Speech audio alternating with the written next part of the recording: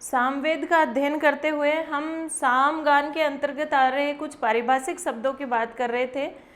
तो सामवेद के सामगान के अंतर्गत जो पारिभाषिक शब्द आते हैं उसमें एक नाम है शस्त्र। तो शस्त्र का अर्थ क्या है?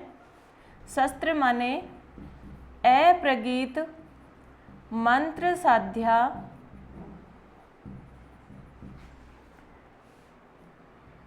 स्तुति शस्त्रम।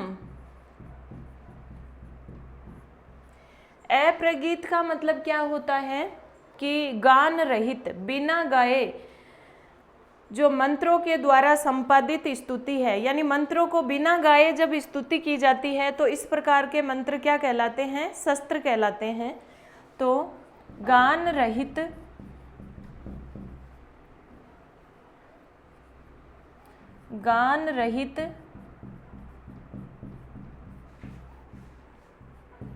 मंत्रों द्वारा संपादित स्तुति क्या कहलाती है? शस्त्र कहलाती है। तो शस्त्र किस प्रकार के मंत्र हुए? ऐसे कौन से मंत्र हैं जिनके द्वारा स्तुति की जाती है लेकिन गीत नहीं गाया जाता? तो इस प्रकार के मंत्र तो वही हैं ऋग्वेद वाले मंत्र। तो ऋग्वेद के मंत्र क्या कहलाते हैं? शस्त्र कहलाते हैं, क्योंकि उनमें गीत का कोई स्थान नहीं होता, सिर्फ मंत्रों का, ऋचाओं का पाठ किया जाता है। तो ऋग्वेद के जो मंत्र हैं, ऋग्वेद के मंत्र क्या कहलाते हैं? शस्त्र कहलाते हैं। ठीक है, क्योंकि इनमें गान नहीं होता। दूसरी बात आती है स्तोत्र की, कि स्तोत्र क्या होता है? तो स्तोत्र की परिभाषा है प्रगीत मंत्र साध्या स्तुति स्तोत्रम। प्रगीत, अप्रगीत तो शस्त्र, प्रगीत और अप्रगीत का ही अंतर है दोनों में। स्तोत्र में गीत गाया जाता है और शस्त्र में गीत नहीं गाया जाता। ध्यान रखना, शस्त्र में अप्रगीत आएगा और स्तोत्र में प्रगीत आएगा। तो गीत गाते हुए यानी गान युक्त, गान से युक्त मंत्रों द्वारा, गान से युक्त मंत्रों द्वारा संपादित स्तुति क्या कहलाती है? स्तोत्र कहलाती है।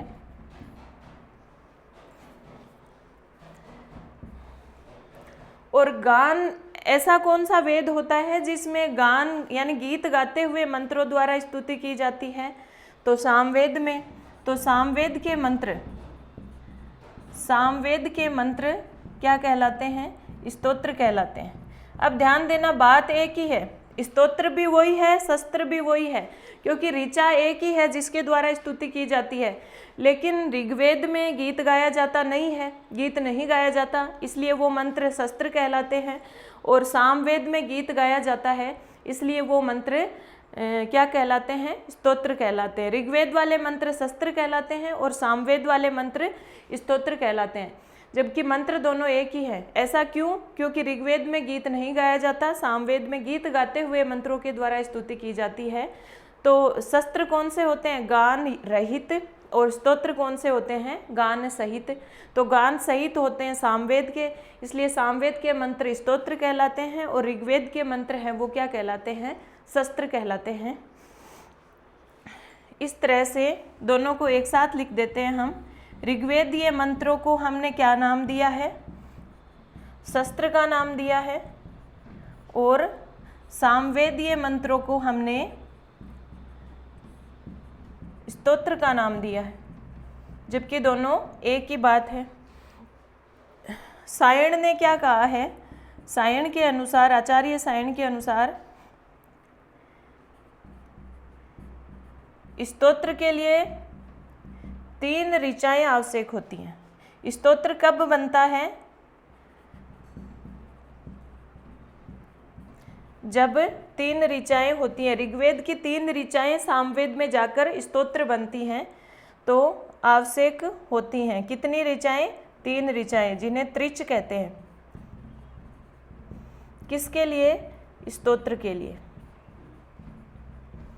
3 ऋचाएं जब इकट्ठी होती हैं तो स्तोत्र बनता है।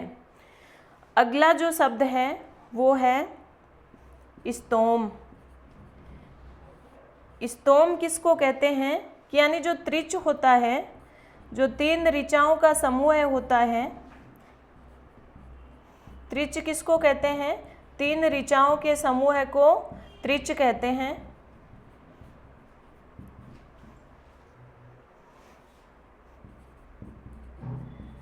तो ये त्रिच वाला जो स्तोत्र है उसको बार बार आवर्ती करके जब गाया जाता है तो वो आवर्ती क्या कहलाती है? उसका आवर्ती पूर्ण गान है वो स्तोम कहलाती है। 3 शब्द हैं, देखिए, शस्त्र, स्तोत्र और स्तोम। शस्त्र क्या है? गान रहित मंत्र स्तोत्र है। जब बिना गाए स्तुति की जाती है तो वो शस्त्र है, वो ऋग्वेदीय मंत्र होते हैं। स्तोत्र क्या है? जब गान युक्त मंत्र के द्वारा स्तुति की जाती है तब वे स्तोत्र बन जाते हैं और वो सामवेदीय मंत्र होते हैं। स्तोत्र के लिए 3 ऋचाएँ आवश्यक होती हैं और वो 3 ऋचाएँ इकट्ठी करके जब उनका बार बार आवर्ती करके गान किया जाता है तो वो क्या बन जाते हैं? स्तोम बन जाते हैं। ठीक है, तो ये 3 शब्द हुए, 3 पारिभाषिक शब्द हुए, शस्त्र, स्तोत्र और स्तोम। इनको देख लीजिए। अब हम आगे चलते हैं। सामगान की जो 5 भक्तियां हैं, एक तो साम विकार, एक 3 प्रकार के सामगान। साम विकार के कितने प्रकार हैं? 6। सामगान के कितने प्रकार हैं? 3। और अब जो बात आई है वो पारिभाषिक शब्दों की। ये सारे बहुत ही महत्वपूर्ण प्रश्न हैं। अब आगे देखिए, सामगान से संबंधित भक्ति। सामगान की 5 भक्तियाँ। भक्ति से मतलब है सामगान के 5 भेद, यानी सामगान जो किए जाते हैं वो 5 प्रकार से किए जाते हैं, उनको भक्ति कहते हैं। तो देखिए, सामगान की भक्तियाँ, इनके नाम ही आपको याद रखने हैं बस, और कुछ नहीं।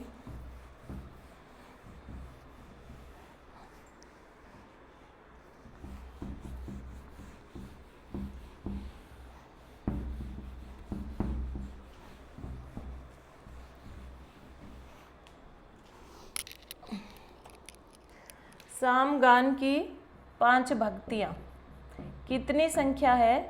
5। भक्तियों की संख्या 5 है। इसे एक तरह से सामगान के भेद ही कहा जा सकता है। और इनकी चर्चा कहाँ है? पंचविध सूत्र में। इनकी चर्चा कहाँ देखने को मिली है हमें? पंचविध सूत्र में। तो ये 5 भक्तियाँ कौन सी हैं? एक तो है प्रस्ताव, दूसरी है उद्गीत, तीसरी है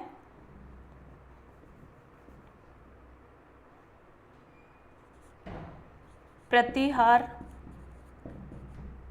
चौथी है उपद्रव और 5वीं है निधन। 5 प्रकार की भक्तियां हैं, 5 प्रकार के सामगान के भेद हैं और उनको भक्ति नाम दिया गया है। तो ये भक्तियां हैं 5: प्रस्ताव, उद्गीत, प्रतिहार, उपद्रव और निधन। और इनके जो आपको ऋत्विक हैं, यानी इनका गान करने वाले हैं, उनके नाम भी आपको ध्यान रखने हैं। तो प्रस्ताव का जो गाने वाला है, ऋत्विक है, वो कौन है? उसका नाम है प्रस्तोता। उद्गीत का जो ऋत्विक है उसका नाम है उद्गाता। प्रतिहार के जो ऋत्विक हैं उसका नाम है प्रतिहर्ता। उपद्रव वाला है उसका नाम है उद्गाता। और निधन के प्रस्तोता, प्रतिहर्ता और उद्गाता, ये तीनों मिलकर के इसका गान करते हैं। किसका? निधन नामक भक्ति का। और ये जो गायक हैं, इनके जो ऋत्विक हैं, इनको गान करने वाले हैं, उनके नाम आपको आसानी से याद हो जाएंगे। देखिए कैसे, प्रस्ताव में पे आ रहा है तो इसका हो गया प्रस्तोता, उद्गीत का हो गया उद्गाता, उपद्रव में भी ऊ आ रहा है तो उद्गाता, प्रतिहार से प्रतिहर्ता और निधन के तीनों मिलकर के गाने करते हैं। ठीक है, तो तो ये बात हुई सामगान की 5 भक्तियों की।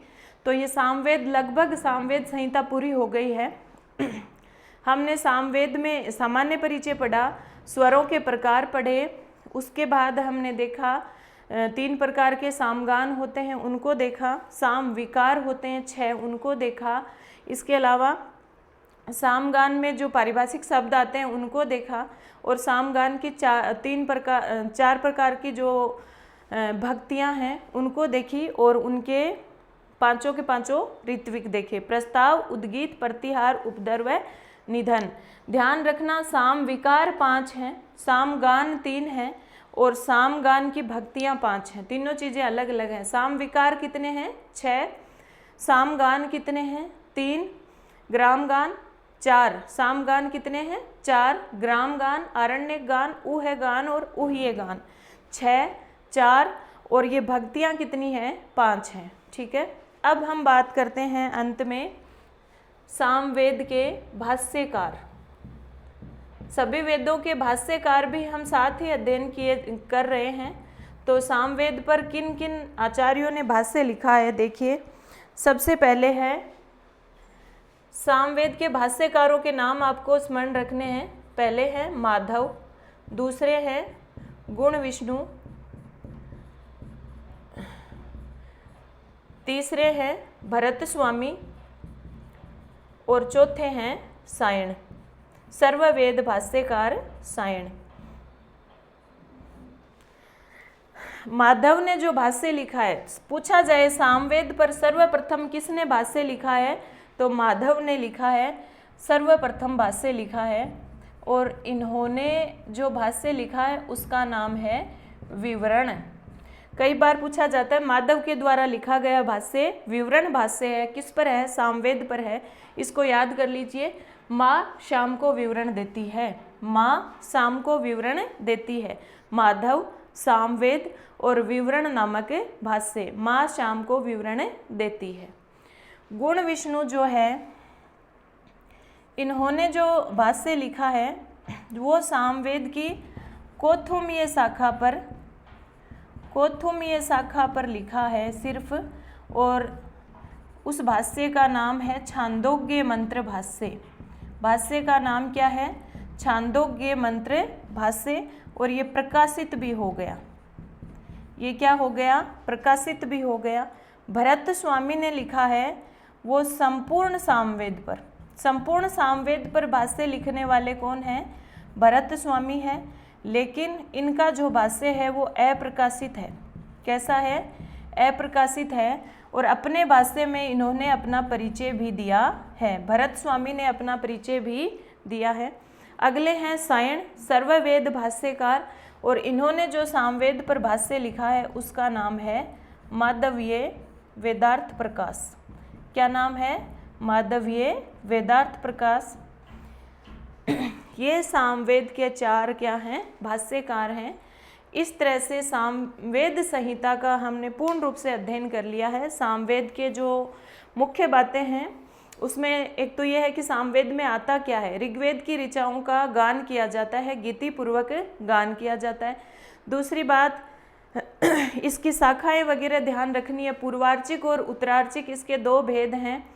पूर्वार्चिक में कितने कांड हैं, कितने अध्याय हैं, कितने मंत्र हैं। उत्तरार्चिक में क्या है, कितने मंत्र ऋग्वेद से लिए गए हैं, कितने नवीन हैं। ये सारी बातें आपको एज इट इज़ याद रहनी चाहिए। इसके बाद जो याद रखने वाली बात है वो साम विकार। कितने प्रकार के जो साम विकार होते हैं, 6 प्रकार के, उनको आपको ध्यान रखना है। 4 प्रकार के साम गान आपको ध्यान में रखने हैं। 4 प्रकार की साम गान की जो भक्तियाँ हैं वो आपको ध्यान में रखनी है। और ये सामवेद के अपने 4 भाष्यकार हैं। इसके साथ ही सामवेद संहिता का अध्ययन हमारा पूर्ण हो जाता है। इससे बाहर कुछ भी ऐसा नहीं छूटा है जो परीक्षा में पूछा जा सकता हो। सारी बातें हमने देख ली हैं। इसके पश्चात हम हमारी अगली कक्षा में अध्ययन करेंगे अथर्ववेद संहिता का। तब तक के लिए धन्यवाद। जयतु संस्कृतम जयतु भारतम। शुभ संध्या।